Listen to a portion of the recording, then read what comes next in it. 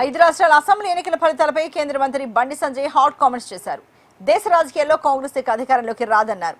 రాహుల్ గాంధీని రాజకీయ నాయకులుగా ఆ పార్టీ నాయకులే గుర్తించట్లేదన్నారు. దేశ ప్రజలంతా పశ్చిమ బెంగాల్లో బీజేపీ గెలవాలని కోరుకున్నారని చెప్పారు. ఏ ఫలితాలు కాంగ్రెస్ ఇతర పార్టీలకు గుణపాఠం చెప్పాయన్నారు. ఇక తెలంగాణ సీఎం రేవంత్ రెడ్డి ఎక్కడ అడుగు పెడితే అక్కడ కాంగ్రెస్ ఓడిపోతుందని, ఎందుకు తాజా ఫలితాలే నిదర్శనమన్నారు.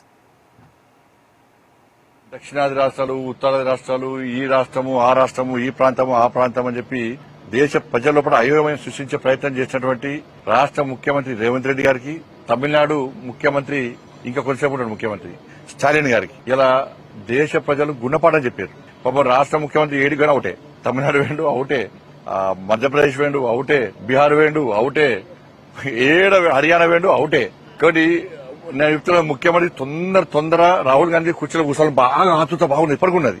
తొందరగా రాహుల్ గాంధీకి ఏం తెలియదు, నాకే అన్ని తెలుసు అని చెప్పుకునే ప్రయత్నం ముఖ్యమంత్రి చేస్తున్నాడు.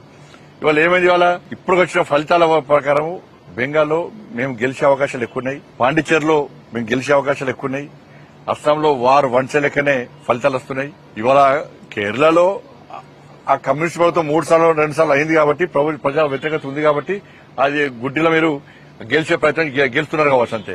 దేశంలో కాంగ్రెస్ పార్టీ ఎక్కడ రాసి పెట్టుకోరు. ఇక కాంగ్రెస్ ముక్త్ భారత్ అనే నినాదం ఇవాళ మేము సక్సెస్ కాబోతున్నాం. ఇవాళ అనేక రాష్ట్రాలు, ఇవాళ బెంగాల్ మాకు కొత్తగా యాడ్ అవుతుంది. ఇవాళ ఇట్లా ఇంకా రాబోయే ఎన్నికలు కూడా నరేంద్ర మోడీ గారి నేతృత్వంలోని ఎన్డీఏ ప్రభుత్వాలు ఈ దేశంలో డబుల్ ఇంజన్ సర్కార్ ఏర్పడబోతున్నాయి.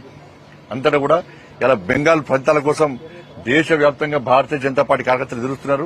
ఈ ఫలితాల బట్టిగా దాదాపు అనేక మంది కార్యకర్తలు బలిదానం అయిపోయినాడు. బంగ్లాదేశ్ గుండాల చేతుల మా కార్యకర్తలు బలిదానం అయిపోయారు, మా కార్యకర్తల కుటుంబాలు బలైపోయినాయి. దాన్ని దృష్టిలో ఉంచుకొని ఇటీవల బెంగాల్ గెలవాలి, పశ్చిమ బెంగాల్ గెలవాలని ఒక ఆతృతతోని ఇలా ఫలితాల కోసం ఎదురుస్తున్నారు.